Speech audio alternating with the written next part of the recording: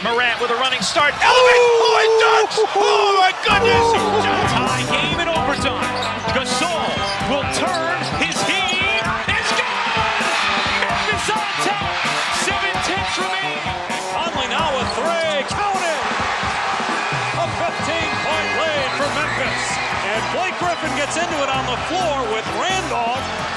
Hard to tell if there are any punches being thrown under there, but Griffin took acceptance. Adams going long. Morant. He hit it. John Morant. Insanity. You gotta be kidding me. Welcome to Grits and Grinds, a Memphis Grizzlies podcast. My name is Keith Parrish. On today's episode, I'm going to talk about the game against the Clippers on Friday night. I will discuss the injury updates for Desmond Bane and Marcus Smart. Plus, the Grizzlies signed a new player to a two-way contract and also waived Jacob Gilyard. I'm going to get into all that. Before I do, just a reminder, if you want to support the creation of this program and get exclusive bonus content, including bonus episodes, and if you want to join the listener Slack, including the Grits and Grinds Slack channel, you can do all of that at patreon.com/fastbreakbreakfast. So join up, get involved with the Slack, get some bonus content, support the program. Patreon.com/fastbreakbreakfast. All right, against the Clippers on Friday night, the Grizzlies only had 5 guys out with injury. That's virtually healthy for this Grizzlies team. But among those 5 players who were out, they of course included Desmond Bane and Marcus Smart. And earlier this year, when they first announced the injury reports or the injury statuses of Marcus and Desmond, I had, when I looked at the calendar, circled this game as like, hey, that could be the game, Marcus returns or Desmond returns. We had long given up that hope. That's the royal we. I mean, I had given up that hope. Everyone else. We saw how the season was going. We heard Zach Kleiman's comments to the media after the trade deadline. We did not expect those guys to return anytime soon. And as promised, the team did deliver some injury updates. After 6 weeks, they were, in fact, reevaluated, and the reevaluations were not that great, I guess.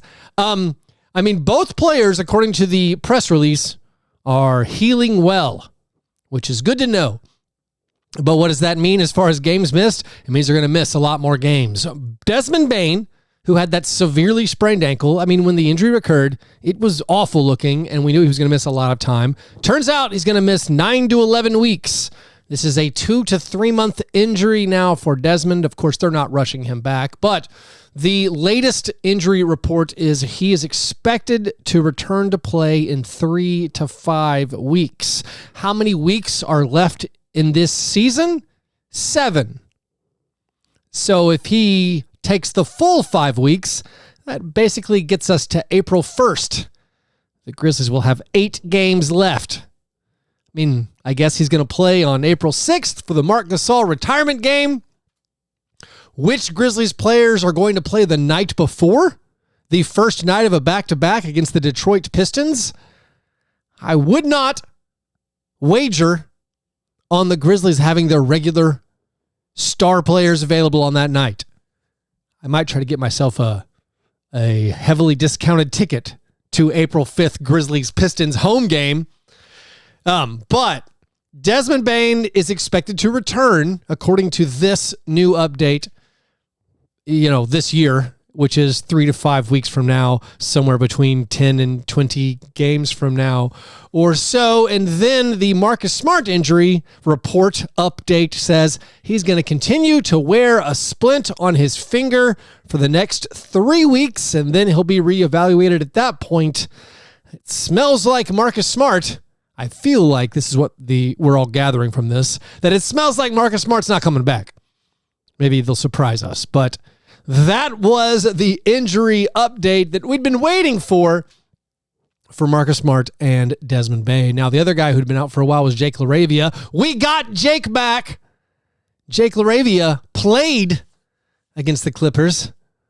More on that in a second. But the game on Friday against the Clippers, it was the Grizzlies' first game after the All-Star break, and it was very exciting. It was extremely entertaining. I was hosting a Grizzlies watch party in Nashville. I feel like we had a great time. The Grizzlies led for a good bit of it. The Grizzlies were ahead in the final 3 minutes, but then you had the Clippers superstars step up, make big plays. You had an unbelievable step-back three-pointer that was kind of the backbreaker by James Harden. That was the only field goal attempt he made all night. And unfortunately, Jaren, who had a really good game, who was keeping the Grizzlies in it, Jaren faltered down the stretch. He had a really terrible turnover that led to a breakaway dunk for Kawhi. Jaren got double-teamed and panicked and threw a really weak pass that got picked off, and then Jaren got stripped by Harden, and then Jaren missed a little short shot, and that was that, and it left a bad taste in our mouths with Jaren's overall game. But I think still we were mostly encouraged that the game was good. The team continues to play good defense. Like, you held this Clippers team to 101 points. That is phenomenal. That's a reason why the Grizzlies have maintained this pretty decent defense all year. They're up to 9th in defensive rating for the season. Of course, the problem is the Grizzlies are still dead last in the NBA in offensive rating, like they have been for most of the year. The Grizzlies scored 36 points in the second half on Friday night. The Grizzlies made 1 3-pointer in the second half. The Grizzlies made, I think, 5 3-pointers in the first quarter, 2 in the second quarter, 1 in the second half. So all of that was a bit disappointing. I'm not going to blame Jaren, of course, for this defeat. Jaren, in that fourth quarter, was scoring over and over and over, and he finished with 29 points. He took it at Zubac just relentlessly. He scored going straight at him, going right, and then he scored at him going left, and then he drew Zubac's 6th foul going left. So, like, Jaren has this huge game with 29 points. He picks up 4 steals. He gets 5 assists. That is the 8th career game for Jaren. He has 5 or more assists. Reminder, before January, he only had 2 of those games. So he's had 6 games with 5 or more assists since the start of the new year. So Jaren has done a much better job at finding guys, even if he did have a really bad, costly passing turnover in this game.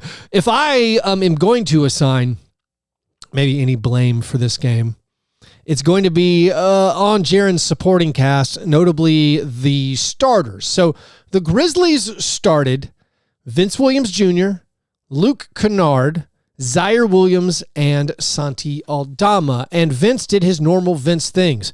I have no beef with Vince. 4 turnovers, not great, but hey, you're forcing this guy to play point guard against one of the best teams in the NBA, and Vince has mostly stood up to this challenge. He has now gotten 7 or more assists in 6 consecutive games. He had 8 assists, a couple of very nice dimes. He finished with 9 points.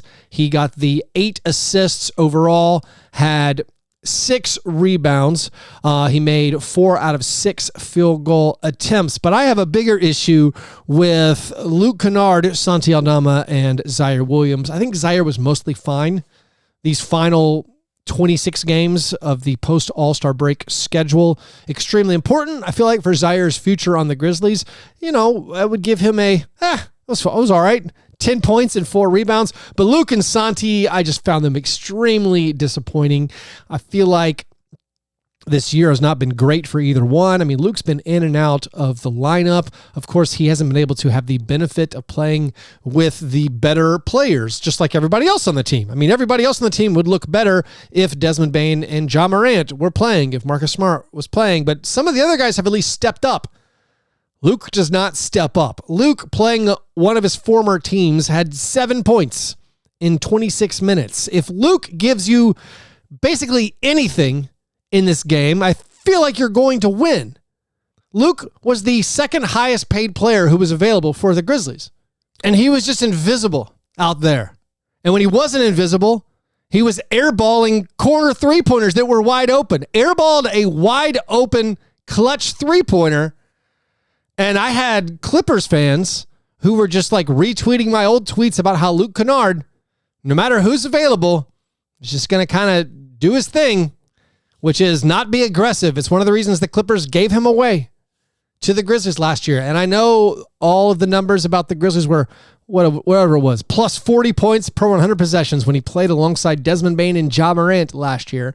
But like, you can't just be this one specialty tool that only works with Ja Morant and Desmond Bane. That goes for Zaire Williams too. Like, you can't just be this, hey, he looks really good when he plays with Ja. I mean, does he?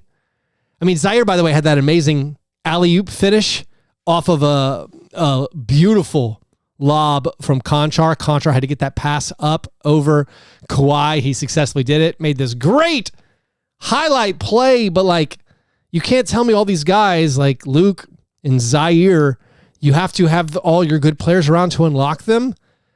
All that means is they're not that good. And like Santi, I mean, Santi has had this huge opportunity this season.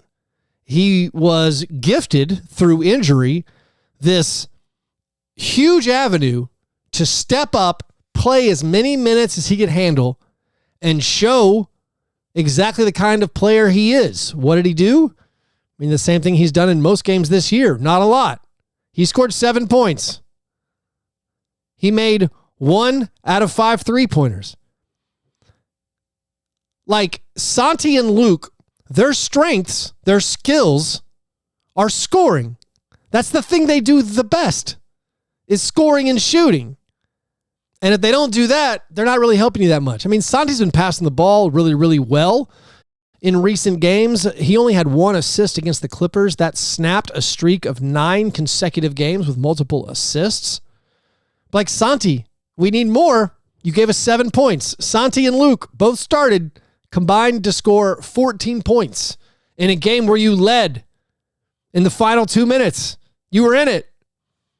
We just needed more from our players. Now, Jake LaRavia got his opportunity, and I think that's something we had to circle for this game, because this year, of course, we're looking towards the future. We're looking towards how does this team get good for next year and which players are going to stick around. And it's obviously very important for Zaire to play and to demonstrate that he needs to stick around. It's important for Jake LaRavia to demonstrate he can play, that he can be healthy. And unfortunately, Jake did not have a very good game. He missed all of his jumpers. Most of them he missed by a lot. He had some hideous bricks. Like, they were not anywhere close to going in. And despite the fact that, like, he actually did some okay basketball things besides shooting, like, he got 3 offensive rebounds, he got 2 assists, he got 2 steals, all of that very promising, step in the right direction. Looks like a stat line of something we can use, but of course that is overwhelmed by him going 1 out of 8. Like, rightfully, the story from this is, oh my, there goes Jake again. And it's a tough spot for Jake in the fact that he'd been out for a while, and his first game back is against an elite defensive team, one of the best teams in the NBA. I mean, yeah, they were on the second night of a back-to-back. So, like, you had a chance there. Maybe that's why the Grizzlies were able to hang in it for so long. But, like, Jake was pretty bad, and we continue to monitor, like, what is he going to give you? This guy is under contract for next year.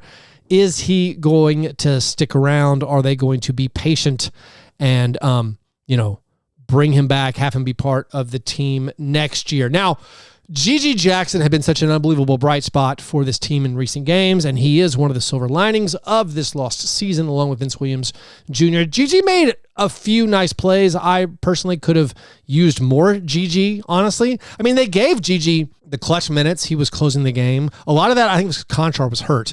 This was a game where in the fourth quarter, when it was getting close, I was thinking, is this the best lineup we can put out there? And of course, there's not a lot of good answers with the players you have available. Very interestingly, they had an all bench lineup to start the fourth quarter, and it actually did well. It cut into the lead, and like they managed to stay in it once Jaren Jackson Jr. came back in with about 6 minutes to go. But like Gigi was playing these clutch minutes, but like Conchar, I felt like had made such a big impact on the game where I was like, oh, I really want Conchar to play. Where's Conchar at? Turns out he was hurt. And so that's the reason I think why he wasn't out there closing. But like Gigi got to play big minutes, against this team that has all these dream wings that we hope Gigi could one day in a absolute best case scenario turn into in like Paul George, Kawhi Leonard. And, I feel like he handled himself okay, but he was not as scintillating as he had been in recent games. He had 11 points, 2 rebounds, only made 2 out of 4 free throws. Gigi has made just 4 out of 10 free throws in his last 5 games. He's shooting 57% from the line for the month of February. Also, looking at free throw numbers. So Santi Aldama, who has been disappointing. I mean, flat out, the guy's been disappointing. He, in the month of February, he's played 9 games. He's averaging 27 minutes per game. He's been to the foul line 6 times and only made 2 of them. It's just totally not good enough. It's inadequate. He's got to diversify his offensive attack. He's got to be able to draw fouls sometimes. He's got to be able to get some shooting fouls, get to the line. He can't just float on the perimeter. He's not a good enough three-point shooter just to float out there and just launch threes and never mix it up with other guys. He has to use his size. He's got to be more aggressive. The foul drawing numbers, just extremely poor. And speaking of foul drawing numbers, the Grizzlies waived Jacob Gilyard. We knew that the number of games available to him were dwindling, and it turns out they went ahead and waived him so they could sign Jordan Goodwin to a 2-way contract. And Gilyard, I think, did as well as you could have hoped. He actually made 3-pointers this year. We know he's a pretty solid defender as far as drawing steals. He's just so undersized that it's a big ask for him. And, he helped the Grizzlies as much as he could, but it was time to find someone else who could help you a little bit more on the court. And frankly, someone who could just bring the ball up the court this year. Like, without Desmond and Marcus, and of course, John Morant, they just need ball handling help. So they had to get a guy in here. I think Jordan Goodwin is someone who can actually really help the Grizzlies this year and next year. And when I look at the guys who are on 2-way contracts now for the Grizzlies, I feel like the guys they've gotten are more people who you would imagine could help in a pinch as opposed to projects.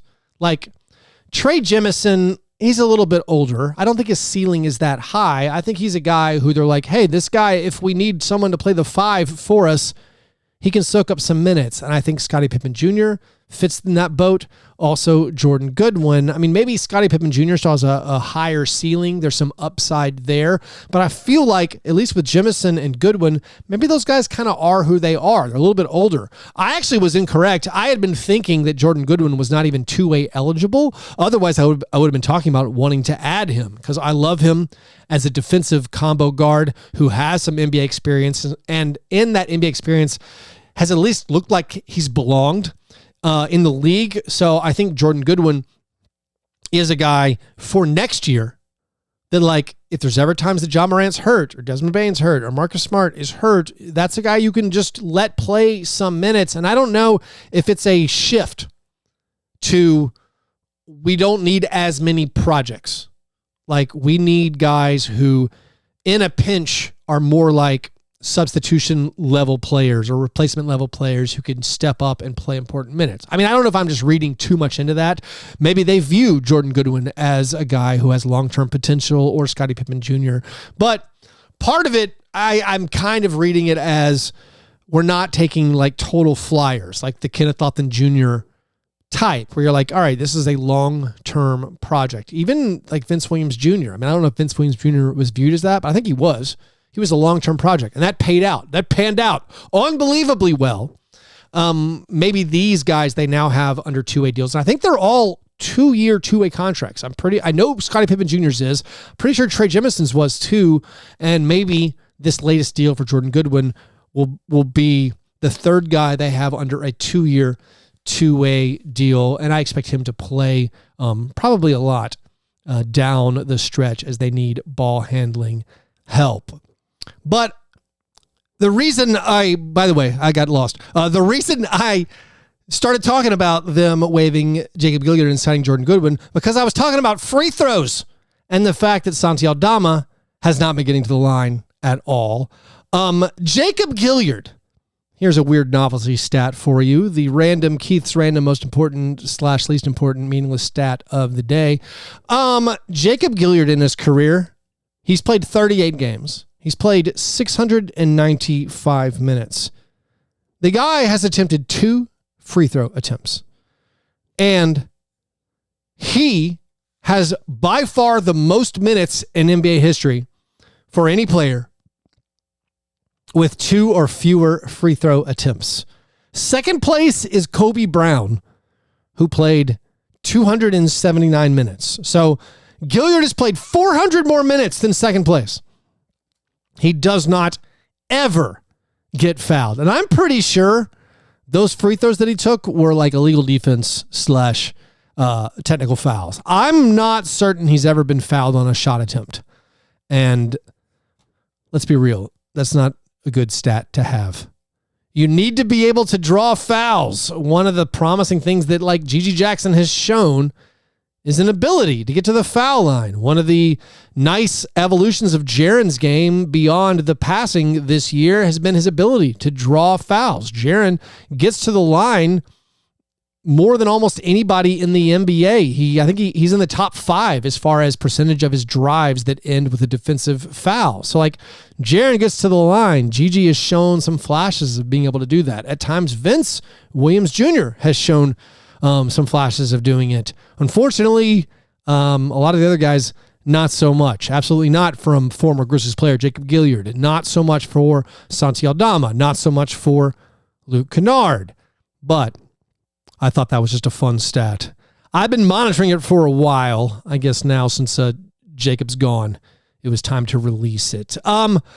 Let's wrap up by mentioning the other 2 guys who played who I have not mentioned. They are Derrick Rose and Lamar Stevens. Derrick Rose had 4 points.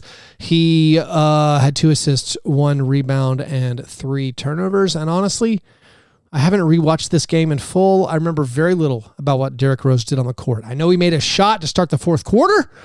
That's about it.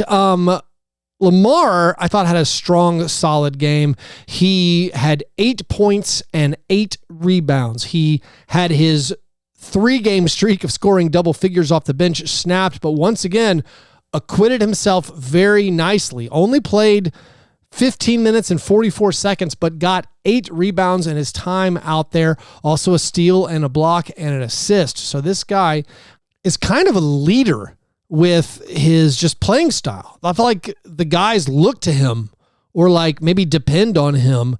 And I love that part of his game, just the way he plays with force and the way he's always chasing down the rebounds. And maybe he shoots a tad too much, but it's been a very impressive stint so far for Lamar Stevens, giving the front office a lot to think about whether or not they want to try to retain him for next year. At the very least, bringing back Lamar Stevens on a minimum, if there's a roster spot, seems like a good use of the end of your bench. Even after the game, Lamar was talking to media saying like he felt like the Grizzlies should have won this game, felt like they really gave it away at the end. And despite Lamar's 8 rebounds, rebounding was a big part of this game, a big part of the game story, because in the first half, the Grizzlies were doing a good job getting offensive rebounds, particularly in the first quarter, they got a bunch. But then in the second half, the Grizzlies got hammered on the offensive glass, and the Clippers got a bunch of second chance opportunities and second chance points, and that is a big reason why